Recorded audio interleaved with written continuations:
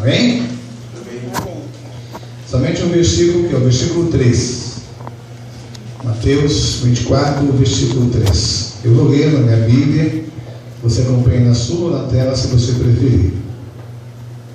Estando ele assentado no Monte das Oliveiras, aproximaram-se dele os discípulos em particular, e lhe pediram: dize-nos quando acontecerão essas coisas, e que sinal haverá da tua vinda e do fim dos tempos.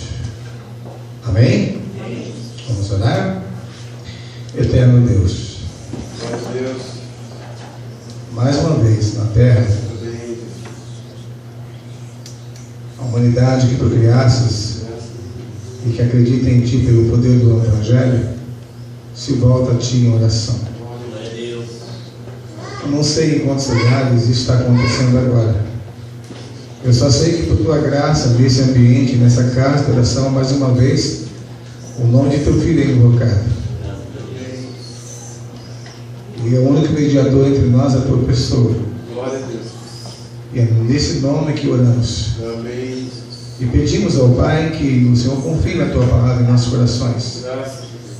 É bom estar aqui, Senhor, mas se tu não falar comigo, alguma coisa está errada. Eu preciso te ouvir, eu preciso mais uma vez ser tocado pelo poder da tua palavra. Graças a Deus. E eu creio que não só eu, mas todos aqui. Em nome de Jesus. Se eu não ouvir, alguma coisa está errada. Eu preciso ouvir, Deus. Eu não posso só pronunciar a palavra. Graças a Deus. Eu preciso ser o primeiro ouvinte da palavra. Que todos aqui possam entender a tua palavra nessa noite. Glória a Deus. Em nome de Jesus, eu coloco a minha vida em tuas mãos e a vida de todos que aqui estão presentes, para o louvor e para a glória do teu nome. Amém. Amém, irmãos?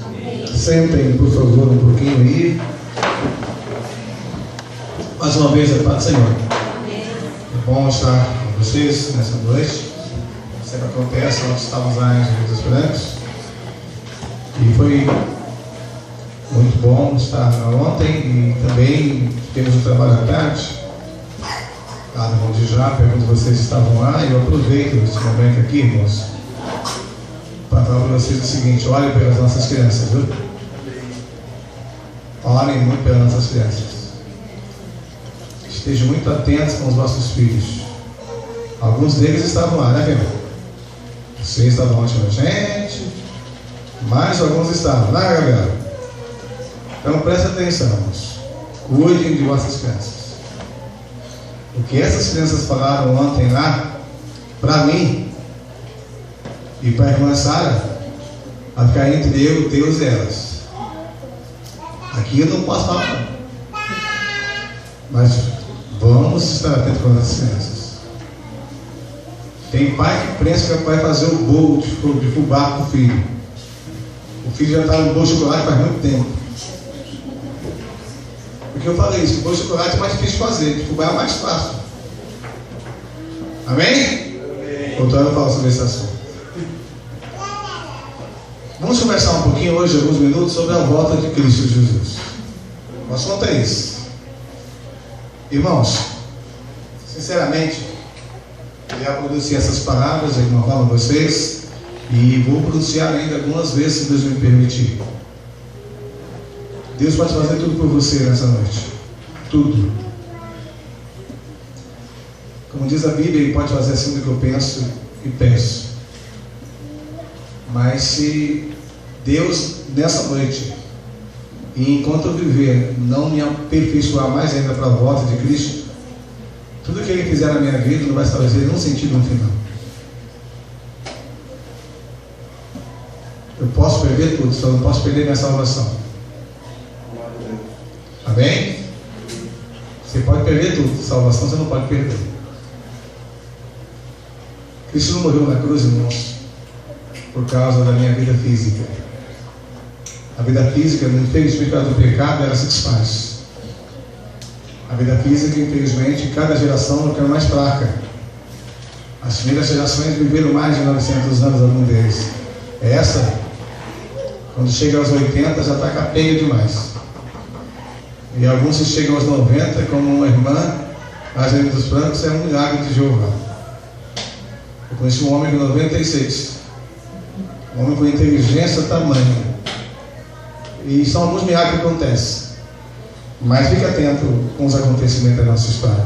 Amém, irmãos? Rapidamente, se você não fechou a sua Bíblia em Mateus 24, mantenha aberta. Se você fechou e quiser abrir, abra de novo. Mas a gente pode pôr na tela mais uma vez o mesmo versículo lido. E eu quero chamar a sua atenção, a nossa atenção, para aquilo que porventura acontece nesse texto. Amém, irmãos? Amém. Em essência desse versículo, nós vamos nos deter mais ao final dele, porque a parte inicial desse texto fala sobre um acontecimento que aconteceu na época de Marechal Tito, quando ele invadiu Jerusalém, que está no versículo de cima. Se você observar, por exemplo, o versículo primeiro, põe o versículo primeiro lá, por favor. Ora, Jesus, tendo saído do templo, ia se retirando, quando se aproximaram dele os seus discípulos para que mostrarem os edifícios do templo. Versículo 2. Mas ele disse: não vês tudo isso? Em verdade vos digo que ele não se deixará aqui pedra sobre pedra que não seja derribada.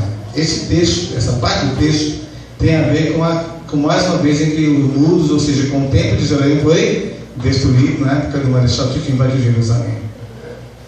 Quando lá no versículo 3, vamos lá para o versículo 3, estando ele assentado no Monte de Oliveira, chegaram os discípulos, em particular, dizendo: declara, enquanto serão essas coisas.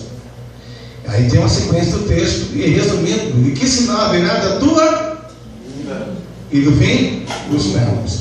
Esquecendo a questão do templo que caiu, nós vamos reter aí sobre essa pergunta dos discípulos: qual é o sinal da tua vinda? Qual é o sinal aí do fim dos tempos? Essa pergunta, ou esse pedido, esse desejo dos discípulos, deveria estar ardendo em nossos corações hoje. Essa geração de crentes que formamos hoje, ela deveria estar mais preocupada em saber sobre a volta de Jesus. Ela deveria estar mais atenta a isso. E essa geração parece estar muito desatenta a isso, irmãos. Essa geração, muitas vezes, ela está mais querendo saber novidades, porque esse assunto parece ser velho. Algumas pessoas parecem que esse assunto parece ser velho, e esse assunto aí é mais novo que você imagina, porque ele tem que ser renovado na mente da igreja diariamente, porque esse assunto ele tem a ver com o casamento da noiva com Cristo. Graças a Deus. Mas observe o versículo 4. Alguém lê o versículo 4 aí? Ou a igreja pode ler junto, na tela, o versículo 4. Vamos lá, juntos.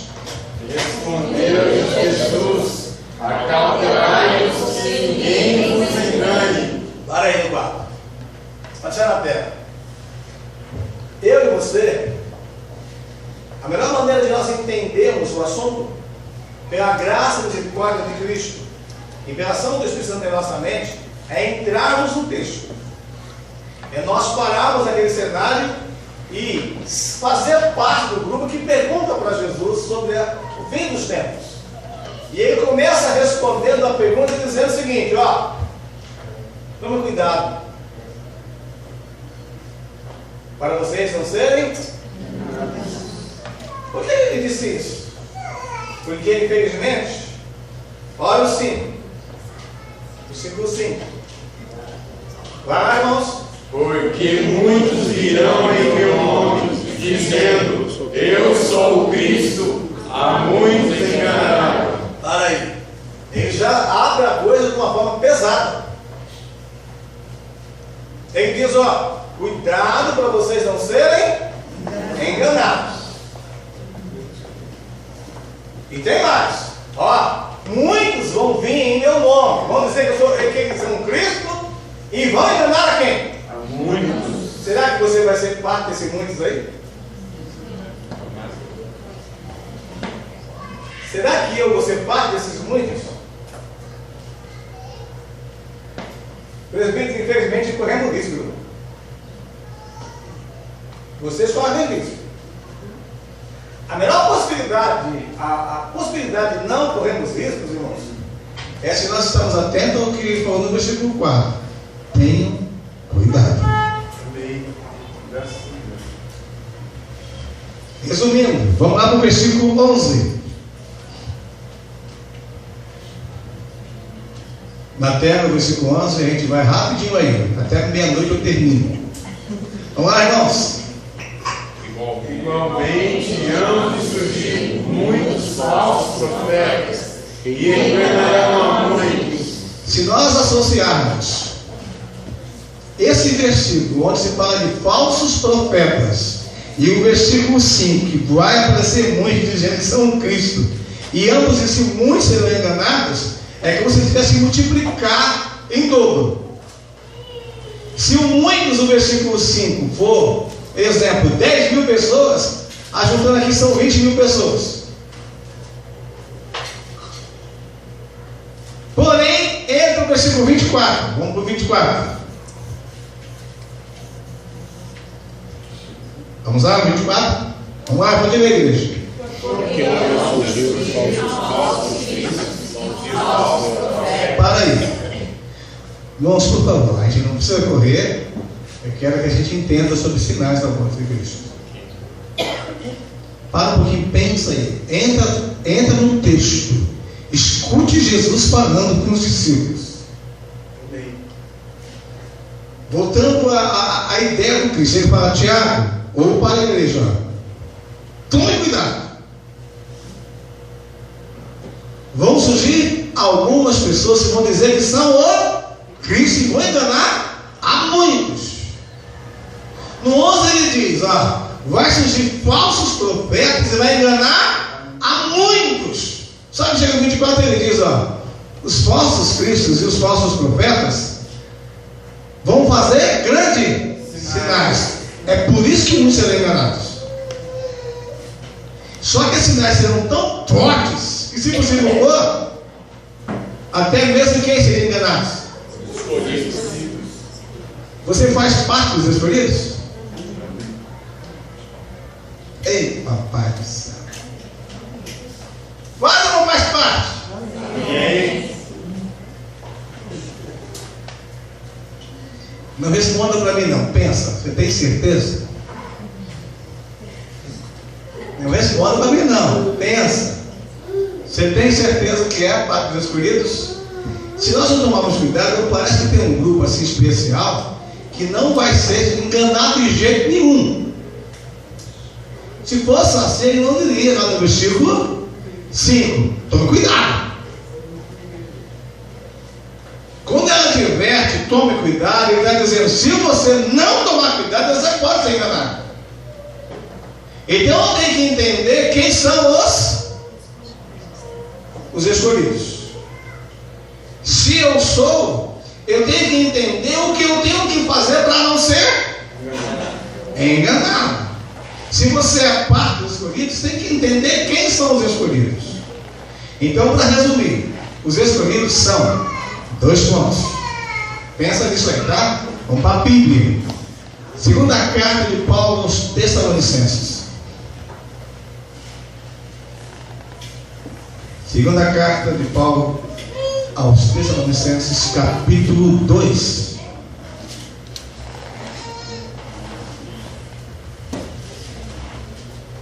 Amém? Segunda carta de Paulo aos Tessalonicenses, capítulo 2. Nós iremos ler o versículo 13. Eu vou ler na minha Bíblia, vocês acompanham. Devemos, porém, sempre dar graças a Deus por vós, irmãos amados pelo Senhor. Vai para isso aí. Amados pelo Senhor, porque Deus os escolheu desde o princípio para, olha só,